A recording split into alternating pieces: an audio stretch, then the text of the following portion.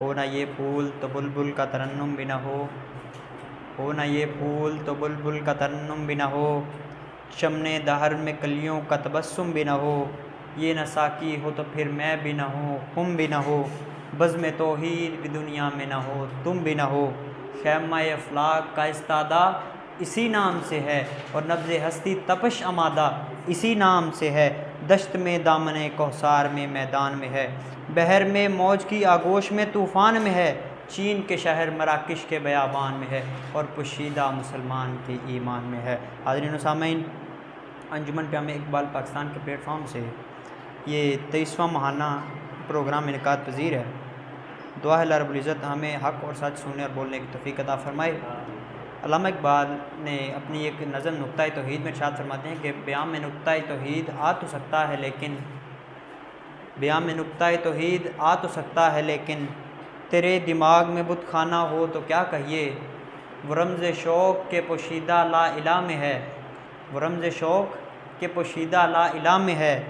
तरीक़े शेख फ़कीहाना हो तो क्या कहिए, और सुरूर जो हक़ व बातिल की कारज़ार में है, सुरूर जो हक़ व बातिल की कारज़ार में है, तू हर बुज़ुर्ग से बेगाना हो तो क्या कहिए, और जहाँ में बंदा हुर के मुशाहदात हैं क्या, तेरी निगाह गुलामाना हो तो क्या कहिए, और मुकाम फ़क्र कितना बुलंद है शाही से, रविश किसी की गदायाना हो तो क्या कहिए। अल्लामा इकबाल फरमाते हैं कि ये जो तौहीद का जो नुक्ता है ना, जो नुक्ता तौहीद है, ये इंसान की समझ में तो आ सकता है, ये समझ में आना कोई मुश्किल काम नहीं है, लेकिन दिमाग में जब वो यूरोपीय बातें होंगी ना और बुत खाना होगा और वो उनकी जनाब सारी रस्में हमारे दिमागों में चल रही होंगी रिवाज, तो फिर वो कहता है कि ये बात इस तरह समझ नहीं आती। वैसे मोमिन के लिए मुश्किल काम नहीं है, लेकिन दिमाग में बुत खाना हो तो फिर समझ आना मुश्किल है।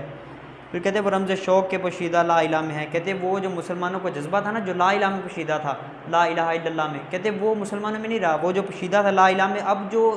यहाँ के हमारे पीर हैं, मेरे जो बुज़ुर्ग हैं, वो हमें वो तरीक़ा सिखाते ही नहीं है, तरीक़े शेख फ़कीहाना हो गया हमारा। रमज़ शौक़ के पोशीदा ला इला में है, तरीक़े शेख फ़कीहाना हो तो क्या कहिए। अब कहते हैं जहाँ में बंदा हुर के मुशाहदात हैं क्या। अब मैं बताता हूँ क्या मुशाहदात है। जब हज़रत हुज़ैफ़ा बिन यमान बैठे ना रूमियों के दस्तरखान पर, तो उन्होंने बड़े लजीज़ किस्म के और बड़ी जनाब बहुत अच्छे अच्छे खाने उन्होंने तैयार किए हुए। तो हज़रत हुज़ैफ़ा बिन यमान जब तनावुल फरमाने लगे ना, तो आगे उनकी जो थी ना खाने में से एक टुकड़ा नीचे गिर गया रोटी का। तो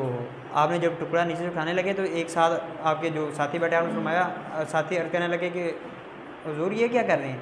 वो रूमी क्या सोचेंगे कि हमने इनके लिए इतने इतने अच्छे खाने तैयार किए हुए हैं और ये एक जो टुकड़ा नीचे गिरा उसको उठा रहे हैं, ये समझेंगे इनको तो कोई सलीका ही नहीं है, कोई तरीका ही नहीं है।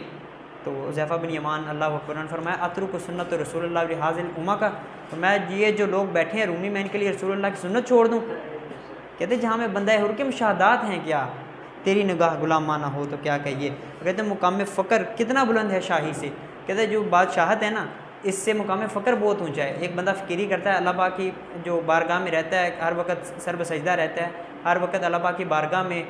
सर झुकाई रखता है, कहते हैं वो बादशाहत से बड़ा ऊपर रहता है। मुकाम फ़क्र कितना बुलंद है शाही से, रविश किसी की गदाई आना हो तो क्या। कहते हैं अगर कोई बंदा गदाई करता है किसी के, कभी किसी के दर पे जाके, कभी किसी के दर पे जाके, तो कहते वो रविश जब उसकी गदाई आना हो जाती है तो फिर उसकी समझ में भी ये बात नहीं आती।